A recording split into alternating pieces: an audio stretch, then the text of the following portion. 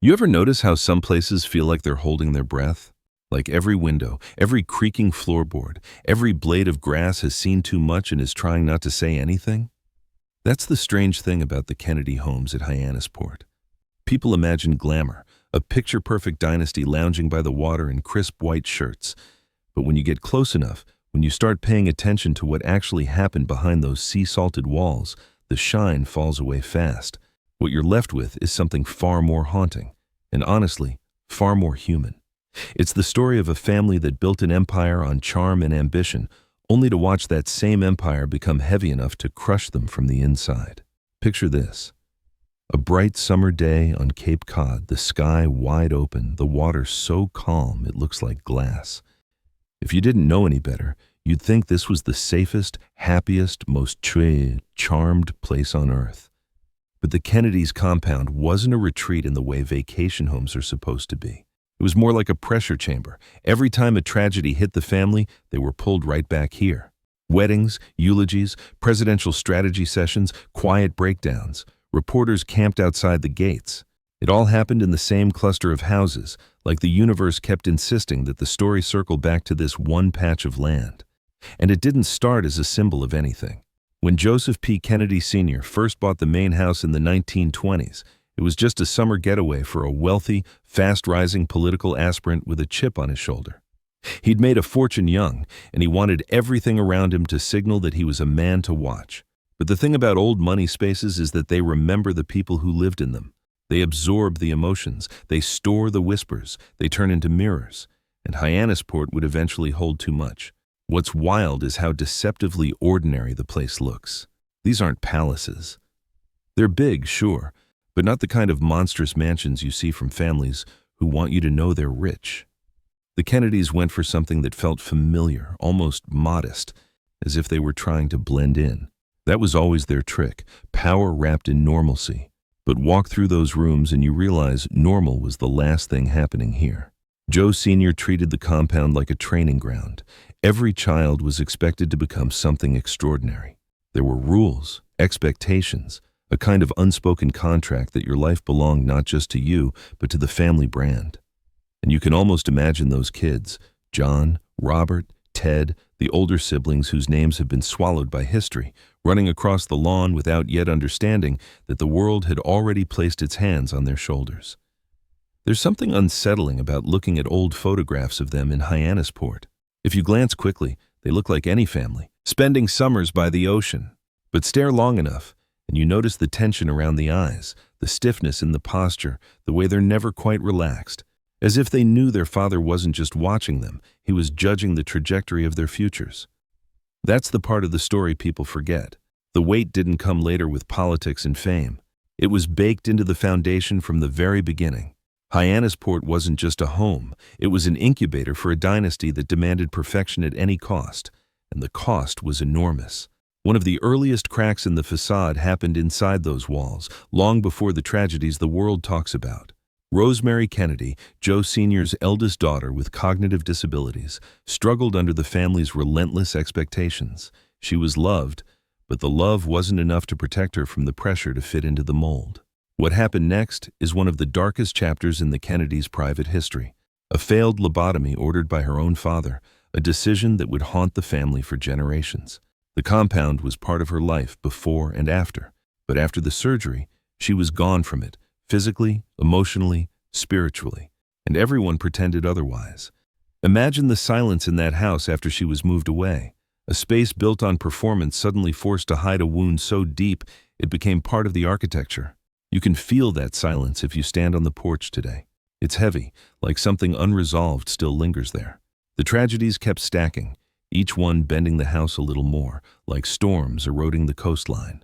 Joseph P. Kennedy Jr., the Golden Boy, died in a WU2 mission he volunteered for because he felt pressure to be the hero. Kathleen Kick Kennedy died soon after in a plane crash.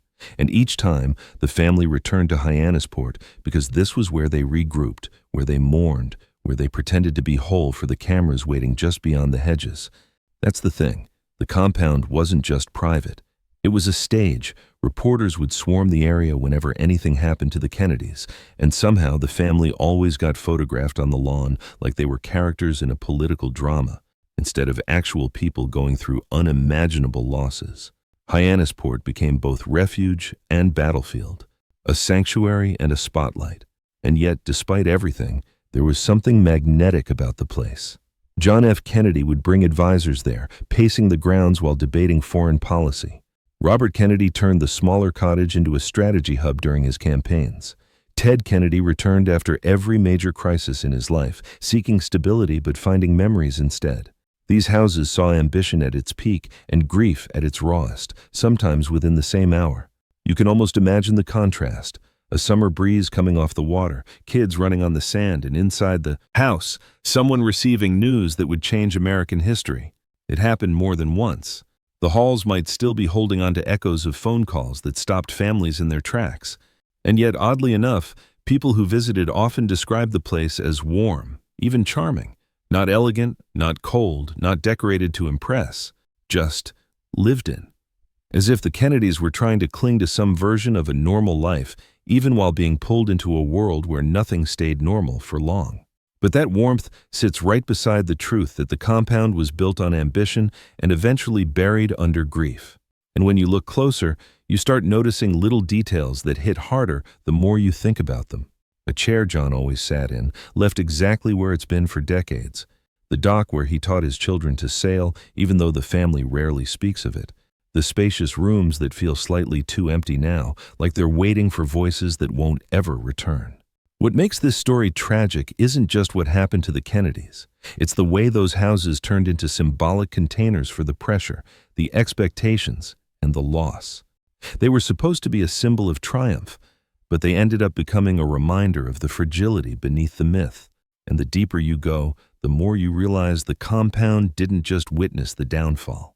In some ways, it predicted it, reflecting back everything the family refused to acknowledge until it was too late. The walls never stopped listening, even when the people inside tried to pretend everything was fine. Because that's the thing about old money houses. They don't forget. And Hyannis Port remembers everything. There's a strange ache that settles in when you think about just how many moments of American history were shaped in rooms that still smell faintly of ocean wind and old varnished wood. Walk through the main house, the one Joe Sr. bought first, and you start noticing the odd mix of simplicity and significance. A worn banister touched by hands that later shaped global politics. A dining table where arguments weren't just about family matters, but about the direction of the entire country. A radio cabinet that once delivered news so devastating it froze the household mid-breath. It's surreal, almost unsettling, how normal the setting is compared to the magnitude of what unfolded inside it. That contrast is part of what makes the Kennedy story so compelling. The family built their legend on a crafted image of youth, optimism, and American vigor, but the place that anchored that image was constantly absorbing shock after shock. Think about the nights when advisors sat on the porch with Jack, drafting speeches while mosquitoes hummed in the air. Then, think about the night a phone call shattered that same porch, leaving everything too quiet. Those extremes kept colliding in Hyannis Port again and again until the place felt like it had its own heartbeat. One that quickened with each new high and thudded painfully with each new blow. What's easy to overlook is how much of the family dynamic was shaped here long before the world ever paid attention. Joe Sr. was strict, sometimes painfully so. He believed his children were destined for greatness, and he raised them in a bubble where falling short wasn't an option. Hyannis Port was the physical manifestation of that belief, a training ground dressed up as a summer playground. Sailing wasn't just a fun activity, it was discipline. Conversations weren't idle, they were competitive. Even relaxation had an intensity to it, like everyone was silently being scored on how well they embodied the Kennedy ideal. You can almost hear it if you listen closely, siblings teasing but always watching, calculating their place in the pecking order. Joe Jr. was the favorite, the golden child meant to become president someday. Every sibling knew it, even if no one openly said it. And yet, when he died in that plane explosion during World War II, the structural beams of the family shifted violently. The path that was laid out for Joe Jr. didn't vanish. It just got redirected. Suddenly, Jack was the one who had to fit into shoes that weren't originally his size. Hyannis Port felt that shift immediately. The house that once echoed with a certain confident stride now carried a different sound, the careful footsteps of a family adjusting itself after losing its axis. Jack stepped into the role, but he never fully stepped into the shadow of his father's expectations without discomfort. You can see it in old photos taken right on the lawn, his smile bright, but his posture hinting at someone who knew he was being sculpted into something more than he naturally was. And yet, he played the part flawlessly. Hyannis Port became the unofficial nerve center of a presidential campaign that would restyle American politics. Advisors flew in constantly. Reporters tried to peek past the hedges. The lawn became a backdrop for one of the most iconic political families in the world, even as the people living inside the house tried to convince themselves they were still just a family. But the Kennedys were never just a family, and that was the real curse. The more their star rose, the more the compound became a symbol rather than a home. Every window seemed to carry an expectation. Every doorframe seemed to whisper reminders of who they were supposed to be. And that burden didn't just sit on the adults, it seeped into the children, even the ones too young to truly understand what their last name meant. Visitors to the compound described an almost theatrical energy at times, like everyone was slightly performing even in private, Jack flashing that easy charm, Robert showing a sharper, more intense edge, Ted observing, internalizing, waiting for his moment. Behind all of it, Joe Sr. watching with the eyes of a man who believed destinies could be engineered if you applied enough. Pressure. But pressure always finds a place to escape, and when it does, it tends to break whatever's holding it together. When Jack became president, Hyannis Port shifted again. It wasn't just a retreat, it became the heart of a political brand. During holidays, you had cabinet members mingling with family friends, Secret Service agents posted where kids once played hide-and-seek, and the ever-present hum of news crews just outside the perimeter. The compound became a strange blend of power center and emotional bunker. People laughed here, planned here, healed here, and hid here. Sometimes all on the same day. And yet, underneath all that motion, there's an unspoken truth about the Kennedys at Hyannis Port. The tragedies didn't change the place as much as they revealed what was already lurking under the surface. That thin line between ambition and obsession, the unrelenting expectations, the quiet sacrifices that never made the newspapers, the moments of guilt that no one dared talk about. It all lived inside those houses long before the worst moments arrived. One of the most haunting elements of Hyannis Port is how it held space for the family's joy and suffering in equal measure. Jack playing touch football on the lawn looks wholesome and carefree, but there's a layer beneath it, someone trying to appear invincible despite chronic pain and illness. Robert visiting the cottage next door looks warm and approachable, but beneath that was a man struggling with the weight of every injustice he couldn't fix fast enough. Ted retreating to the compound after Chappaquiddick wasn't just about escaping the media, it was about seeking refuge in the only place that felt familiar when his life spun out of control. The compound became the place people ran to when the outside world became unmanageable. But safety doesn't erase history. It doesn't shield you from the ghosts that live in the same rooms you're trying to find peace in. And if you walk along the shoreline near the property, the same shoreline the Kennedys strolled countless times, you get this feeling that every grain of sand has watched something it shouldn't have. Private arguments during election cycles, quiet reconciliations after family conflicts, silent breakdowns under the burden of expectations, conversations that were too raw to ever be quoted. This land has witnessed it all, without judgment, without forgetting. There's something almost poetic about how the landscape around Hyannis Port mirrors the family's story. Cape Cod is beautiful, but its beauty is fragile. One strong storm can reshape the shoreline overnight. One shift in the tide can erode years of stability. That's exactly what happened to the Kennedys. Moment by moment, loss by loss, the terrain of their lives changed. And yet every time the waves pulled something away, new stories formed in the exposed layers. Not always happy ones, not always tragic ones, but always deeply, unmistakably human. The strangest thing is that even now, if you stand near the old houses and close your eyes, you don't just imagine what happened here, you feel it. Not in a ghost story sense, but in the way a place becomes saturated with meaning. The laughter, the pressure, the ambition, the grief. It's all still there, suspended like salt in the air, impossible to separate from the wind that wraps around the porches and the paths and the quiet rooms. And once you sense that, you can't unsense it. There's a moment that happens when you peel back enough layers of a story like this, where you suddenly realize you're not just learning about a family anymore.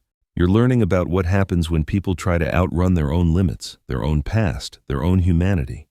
And in Hyannis Port, that realization hits you harder because the entire place almost seems complicit. Not maliciously, just silently aware. Like it watched the whole rise and fall unfold without being able to do anything but hold the memories. One of the most telling pieces of the Kennedy story sits in something most people overlook. The tempo of the compound. Summers were loud, fast, full of commotion. You had kids racing down hallways, advisors shuffling papers in sunrooms, arguments bouncing off the walls, the clink of glasses during family dinners, footsteps constantly going up and down the porch steps. The place thrived on motion. Stillness felt unnatural. But whenever tragedy struck, that motion, the very essence of Kennedy life, collapsed into unbearable quiet. And those moments of quiet say more about the family than any glamorous photo ever could. Imagine the house the night JFK was assassinated. Just try to grasp how a place that once hummed with energy suddenly felt hollow. The porch light casting long shadows on empty chairs, rooms that used to overflow with conversation now holding their breath. The lawn where touch football games had been practically a tradition sitting untouched because no one dared step on it. There's something chilling about spaces that were built for life being forced to sit with loss that deep. Bobby felt that silence too, maybe more intensely than anyone else. Hyannis Port had always been his place of renewal, but after Jack's death, it became something else. A battleground inside his own mind, half refuge, half reminder. He'd walk the shoreline with his head down, trying to make sense of the senseless, and even the waves seemed too gentle for what he was carrying. Friends described how he seemed almost haunted during visits, like he was trying to keep moving, keep pushing, because stillness made the grief louder. And just when the family began to find some new rhythm, some fragile sense of forward motion, Hyannis Port was hit again when Bobby was assassinated. That compound, already bruised, absorbed another shock it was never built to withstand. Ted became the reluctant center of it all, the youngest brother. Suddenly, the last political heir. Suddenly, the one expected to hold everyone else together. You can almost picture him wandering the same rooms he grew up in, feeling the weight of absences everywhere he turned. The family gatherings changed after that. The joy was still there, in small doses, but it was different, quieter, thinner, as if everyone was trying to protect whatever good feeling they could muster. The lawn still saw games and laughter, but there was always a slight hesitation in the air, a sense that the people playing understood exactly how quickly moments could vanish. Even the cottages themselves started to age differently. Houses aren't alive, technically, but anyone who's spent enough time in one knows they take on the spirit of the people inside, and the Kennedy homes began to feel tired. Not neglected, never that, but strained. The walls had absorbed too much. The floors had carried the weight of too many heavy walks. The windows had watched generations rise, fall, and try again. By the time the 1980s rolled around, the compound was still iconic, still revered, but it no longer felt like the headquarters of a dynasty. It felt like a place holding its breath, waiting for something it couldn't name. Ted's struggles, especially after Chappaquiddick and the political fallout that followed him for decades, added another layer to the mansion's history. He would retreat to Hyannis Port not because it comforted him, but because it was one of the few places where he could face himself without pretense. But that kind of introspection creates its own kind of gravity. People who visited during those years described a heaviness to the compound, something that wasn't always visible, but was absolutely felt. And at the same time, new generations were growing up on those same lawns, kids running freely, unaware of the shadows trailing them. The Kennedy tradition of teaching the little ones to sail continued, as if the family needed to cling to at least one ritual that didn't break under pressure. There were moments, brief but bright, where the compound felt alive again, where the echoes of laughter drowned out the memories, but they never lasted long enough to fully reset the atmosphere. What's fascinating is how the community around Hyannis Port reacted across the decades. Locals spoke of the Kennedys with a mix of pride and sympathy. Pride because, well, they were the Kennedys. The family put the area on the map, injected energy and attention and history into the region. But sympathy because everyone could see the storms that kept hitting them, one after another. Even people who never met a single Kennedy felt connected to the tragedies. It's rare for private sorrow to become public emotion, but that's exactly what happened here. And as the decades went on, the compound slowly shifted from being a place of active decision-making to a place of remembrance. Advisors no longer flew in for urgent meetings. Reporters still hovered, but not with the same intensity. The waves didn't seem to carry the same electricity. Instead, the compound became a kind of emotional archive, holding on to everything the family had lived through, the triumphs, the ambitions, the heartbreaks, the secrets no one wrote down. Yet there's an odd resilience to Hyannis Port. The houses never collapsed under the emotional weight, though maybe they should have. The lawns kept growing back each spring. The shoreline kept reshaping itself, subtly but persistently, and the family kept returning, generation after generation, as if drawn by some invisible pull. That's one of the most compelling things about this place. The Kennedys could have walked away. They could have sold the houses, let the memories scatter, built something new somewhere else. But they didn't. They kept coming back to the same porches, the same docks, the same worn steps leading to the water. It's almost like they understood that the only way to live with the past was to stand where it happened and face it directly. Or maybe they just couldn't let go. And if you stand there long enough, listening to the wind thread itself through the tall grass, you start to understand why. There's something about Hyannis Port that makes you believe stories don't really end. They just settle into the landscape, waiting for someone curious enough to notice them again. It's strange how a place can feel both frozen in time and constantly shifting. But that's exactly the paradox that hangs over Hyannis Port. The compound carries the weight of everything that happened inside it, yet every year the scenery reshapes itself ever so slightly, as if nature is trying to ease the edges of a story that never got a clean ending.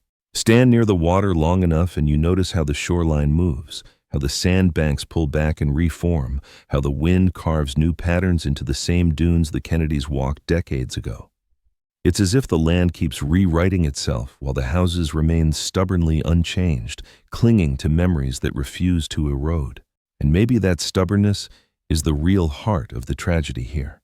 Because even as generations shifted and the family stepped into different eras, the compound never quite shook off its original purpose. It was built as a proving ground, shaped into a stage, and ultimately transformed into a sanctuary for wounds that never really healed. The irony is that the Kennedys were so forward-facing, so invested in the future, yet the place they kept returning to felt increasingly anchored to the past. For a long time, people thought of Hyannis Port as the beating heart of Camelot. But Camelot was always a myth, one the family leaned into and the public desperately wanted to believe. The compound was never the sparkling castle people imagined. It wasn't polished or immaculate. It wasn't dripping in luxury or curated like a museum. It was lived in, imperfect, full of contradictions. And that's exactly why the myth fell apart the longer you looked at the real place. If you stepped into the main living room during the height of the Kennedy era, you wouldn't have seen a glamorous presidential retreat. You'd have seen books stacked haphazardly on coffee tables, half-empty glasses left behind after long conversations, dog hair clinging to upholstered chairs, and walls decorated not with rare art but with casual snapshots, kids on boats, windswept family portraits, candid moments that felt almost aggressively normal. Because that was the image they wanted to project. Powerful, yes, but also approachable. Visionary, but relatable. A dynasty that sat barefoot on porches while deciding the fate of nations. But that balance wasn't sustainable. You can see the strain in old home videos shot on those lawns. There's joy, absolutely. But there's also a tension beneath it. This constant awareness that the camera is always there, even when it isn't. A sense that the world was watching even during the moments meant to be private. That's the invisible force that shaped so much of the compound's atmosphere, this idea that even within the confines of their own sanctuary, the Kennedys were rarely just themselves. One of the most revealing stories people tell about the compound is something small, almost insignificant. During the early years of Jack's presidency, whenever he returned to Hyannis Port, neighbors recalled hearing laughter before they ever saw him. He'd step out of a car, crack a joke with whoever was standing nearby, wave at people across the street. It felt warm and disarming. But after Dallas, that same driveway became a place where visitors lowered their voices instinctively. The laughter was replaced by hushed tones. The energy had shifted so dramatically that even people who weren't part of the family sensed the difference. That's how deeply tragedy carved itself into the place. And the tragedies didn't just come in public waves. There were private ones too, quieter but equally devastating. Arguments behind closed doors, marriages unraveling, children grappling with the enormous expectations placed on them. The compound witnessed all of it, even if the world never did. People often ask why the Kennedys stayed tethered to Hyannis Port despite everything, and the answer might be simpler than it seems. This was the only place where they could fall apart in peace. But peace is a complicated word when it comes to this family, because the compound wasn't just a refuge, it was a reminder. Every room held echoes of people who weren't there anymore. Every path carried the imprint of footsteps that stopped too soon. And that creates a different kind of grief, the kind that doesn't hit you all at once but instead lingers at the edges of your mind. A grief that blends into the rhythm of the tides, subtle and constant. Ted Kennedy carried that grief more visibly than anyone. Whenever he returned to Hyannis Port, people described a heaviness in his demeanor, like he was trying to reconcile his role as the surviving brother with all the responsibilities and failures that came with it. He wanted to preserve the family legacy, but he also understood, maybe better than anyone else, that the compound held more pain than the public ever realized. He'd sit on the porch overlooking the water, often alone, his thoughts drifting somewhere far beyond the waves. The man who once lived in the shadow of two larger-than-life brothers now lived in the shadow of their ghosts. And while Ted wrestled with that burden, the younger generations were beginning to carve out their own relationship with the compound. To them, the place wasn't just soaked in history, it was also a playground, a family gathering spot, a place where they learned to swim, sail, and tell stories late into the night. Kids don't carry the same weight adults do. They just see space to run. For a brief, fleeting moment, it felt like the compound had a chance to transform itself again, maybe into something gentler, something freer. But history doesn't loosen its grip that easily, because as these kids grew older, they learned quickly that the compound wasn't an ordinary summer home. It was a symbol, a responsibility, a reminder of what they represented to the outside world. Some embraced it, others quietly stepped back, choosing to build their lives away from the gravitational pull of the Kennedy myth. But even those who left couldn't fully detach from the place. The compound was too entwined with the family identity, too anchored in their lineage. It wasn't just property, it was inheritance in its most emotional form. There's a certain melancholy in the way the compound aged during this period. It wasn't falling apart, but it wasn't thriving either. The paint peeled a little faster. The wood weathered a little more. The lawns, once meticulously maintained, sometimes grew unruly between visits. Not neglected, just touched by time in a way that felt symbolic. The family had changed, and the compound seemed to change with them. Even so, something oddly beautiful persisted. The sunsets over Lewis Bay remained stunning. The breeze still carried that faint scent of salt and grass. The sound of gulls still echoed across the dunes. Nature didn't care about the dynasty, the tragedies, the expectations. It just kept moving, offering moments of stillness in a place that had never been truly still. And that's where the deeper tragedy lies, right in the conflict between the natural, inevitable passage of time and the human urge to hold on to what's already slipping away. The Kennedys kept returning to Hyannis Port, not because it healed them, but because it grounded them in the only place that felt real, even when everything else felt impossibly large or unbearably painful. In a way, the compound became a living testament to a paradox, a place shaped by both extraordinary history and very ordinary human heartbreak. A place where ambition met fragility, where legacy collided with loss, where a family known for changing the world struggled to keep themselves intact. And somehow, despite everything, the houses still stand, weathered, quiet, holding their stories with the patience of something that's seen far too much to ever be surprised again. There's something almost hypnotic about how grief and legacy can weave themselves so tightly together that you can't tell where one ends and the other begins.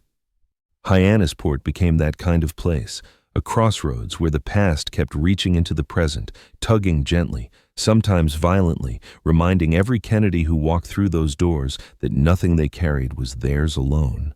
It belonged to the family, to the story, to the myth that had been built long before they took their first breath. And yet, what makes the compound so compelling isn't just the big historical moments everyone knows. It's the small, almost invisible ones layered between them. Like the way the house settles at night, making that old wooden sigh older homes make, as if exhaling after holding too many secrets. or the way the light spills across the floors in the late afternoon, illuminating dust motes that seem to hang still for a moment before drifting on.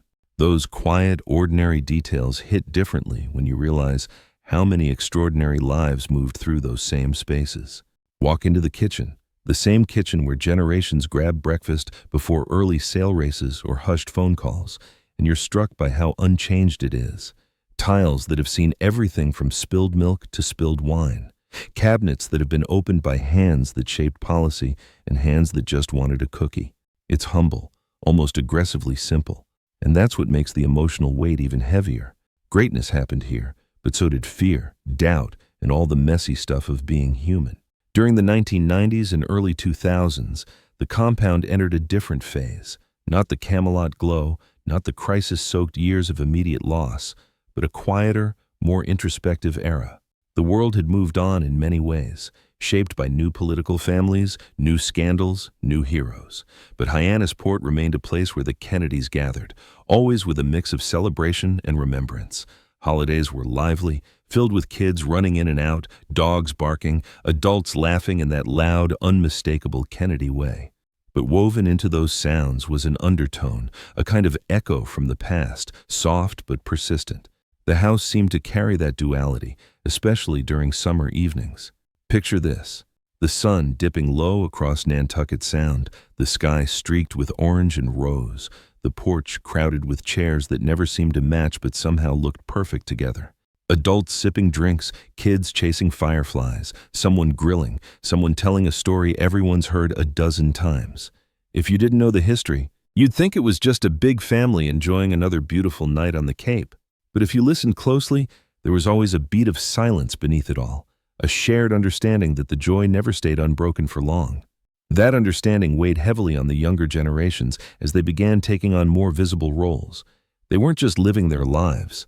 They were stepping into a narrative that had been etched into American consciousness long before they were born. And Hyannis Port was the setting that kept reinforcing that reality. Every framed photo on a wall was a comparison point. Every story told at dinner was a reminder. Every walk along the shoreline was a conversation with ghosts who left impossibly large footprints. You can imagine the pressure that creates. How do you grow into yourself when every direction you take has already been taken by someone whose name shaped history? How do you build your own identity on land worn smooth by expectations? Some embraced it with almost poetic grace. Others chose lives further from the spotlight. But no matter what path they took, the compound remained a gravitational pull. They'd come back for birthdays, anniversaries, christenings, reunions, even if part of that return was a quiet reckoning with everything the place represented. And as time passed, the houses themselves continued to age. They weren't modernized into sleek summer mansions like so many homes along the Cape. They kept their crooked stairs, their uneven floorboards, their too small bathrooms. Not out of neglect, but out of a sense of preservation. An almost sacred desire to keep the place exactly as it had been when the giants of the family walked those halls. There's a tenderness in that choice, but also a melancholy. An admission that some eras can't be rebuilt, only remembered. One of the most poignant things about the compound today is how it feels both smaller and bigger than you expect. Smaller in the physical sense, these aren't sprawling estates with towering gates and manicured perfection. Bigger in the emotional sense, because once you understand the stories, the air feels thick with memory. You think about Jack sitting by the window with a book, Bobby pacing the yard lost in thought, Ted staring out at the water wrestling with the weight of everything he'd inherited and everything he'd lost. You think about Rose Kennedy, walking with that dignified determination she never let go of, even in her later years. She loved the compound deeply, fiercely. To her, it wasn't just a house, it was the heart of the family. She believed in its goodness, even when the world seemed to darken around them. And in a way, her belief is part of why the compound survived as long as it did, both physically and emotionally. She anchored it. She anchored them. But even anchors loosen over time. And then came the more recent losses, Carolyn and John Jr.'s plane crash in 1999, for example. That tragedy hit like a tremor no one was prepared for. John Jr. had been a symbol of what the next chapter of the Kennedy legacy might look like. For many, he was the embodiment of hope, charismatic, principled, modern, yet grounded. Hyannis Port was woven into his life just as deeply as it had been in his father's, and the compound felt the shockwave when he was gone. It was another echo added to the chorus, another room holding another absence. By the time the 2010s rolled around, the compound felt quieter. Not empty, never empty, but softer, like a place where the walls had finally learned to speak in whispers instead of shouts. Children still played, but there were fewer of them. Gatherings still happened, but they felt more reflective. The family still came, but the energy was gentler, more measured, tinged with acceptance. And through it all, the Cape Cod wind kept sweeping across the lawns, carrying memories the way it carries grains of sand, constantly shifting, constantly layering, constantly revealing fragments of what once was. You could walk the same path 10 times and notice something different on the 11th. A bench slightly more weathered, a window pane catching the light in a way that makes it look like it's holding onto a memory, a section of the dock with a new splinter where countless hands once tied ropes and pushed off for morning sails. Because that's the thing about Hyannis Port, it doesn't let memories fade. It doesn't forget. And maybe the Kennedys never wanted it to. Maybe, despite all the pain, they needed a place that held the entirety of their story, not just the glamorous parts people like to romanticize. A place where every triumph had a shadow, and every shadow had a reason. As the compound continued aging, it became less about what had happened there, and more about what it represented. Endurance, fragility, ambition, loss, and the complicated, messy love that ties families together even when history keeps trying to tear them apart. And if you wander the grounds today, hearing the crunch of gravel underfoot or the distant laughter of visiting children, you start to feel the layers shift. You sense the quiet pride, the deep wounds, the unspoken resilience. You sense a place that has witnessed the kind of life most of us only read about, and yet still feels strangely, achingly human. You sense a story that isn't finished, but is forever marked by everything that came before. There's a moment when you're standing near the edge of the lawn where it meets the sand, that everything about this place clicks into focus, not all at once, but slowly, like a photograph developing in a darkroom. The breeze carries that familiar Cape Cod mixture of salt and sweetgrass. The waves sound soft until one crashes a little harder than the rest.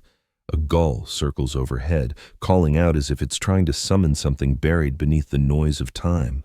And for a brief second, you see Hyannis Port not as a symbol, not as a piece of American mythology, but as a place where real people lived out lives that were far more complicated than any legend could ever capture.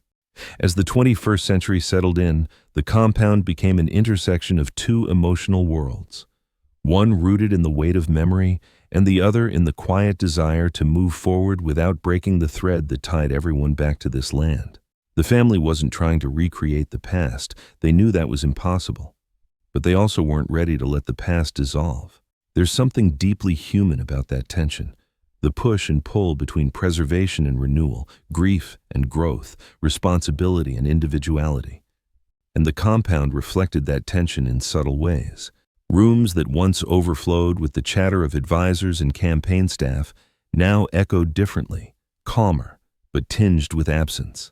The tables that once held maps of voting districts or stacks of classified documents now held simpler things, newspapers, board games, half-finished puzzles.